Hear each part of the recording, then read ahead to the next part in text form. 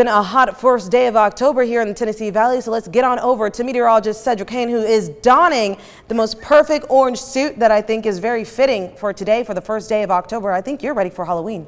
I'm getting close. We got to get these temperatures a little. Do you have a Halloween suit too? I just want to know. Well, I can't give away all my secrets. We'll find out, I guess. That's what we say in the business. Stay tuned. All right, let's talk about these temperatures, because I also wanted to match this wild temperature map here on the first day of October. Look at this impressive heat wave that's taking place just to our west. Now, it's very warm here with above normal temperatures, but look at this.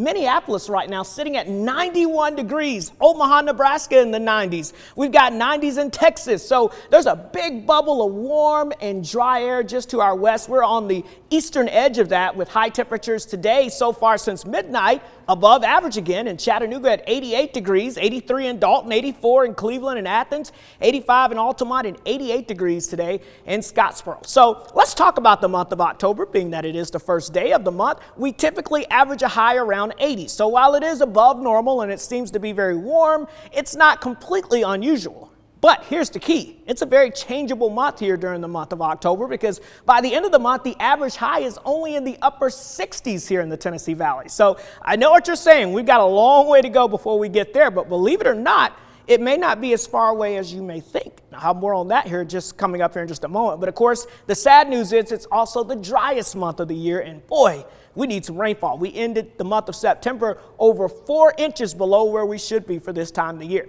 So the big blue H, we call this a big bubble of high pressure. We call it that because in the weather biz, we like to say sometimes the big bubble means no trouble. And that's what we're talking about in terms of the weather. High pressure pumping in all that above average heat across the region. And that's really going to be the pattern over the next several days. But notice this, by the time we get towards the middle of the week, we're going to turn our eyes off to the north and west. Believe it or not, folks, that's a cold front. That blue line, we haven't seen one in a while. And behind it, we have a big surge of colder air that's going to move south. And look at this. By next weekend, we're talking about well below average temperatures moving in right here in the Tennessee Valley as this area of low pressure pushes that front to the south. So some big changes are going to be on the way. Here's just a little preview of that. As we take a look at your temperature trends through the next 7 days, you can see highs starting out above average in the mid to upper 80s. By the time we get towards the weekend, highs only in the 70s. How about not getting out of the 60s by next Sunday? That's well below average for this time of the year. So yeah, a big change on the way.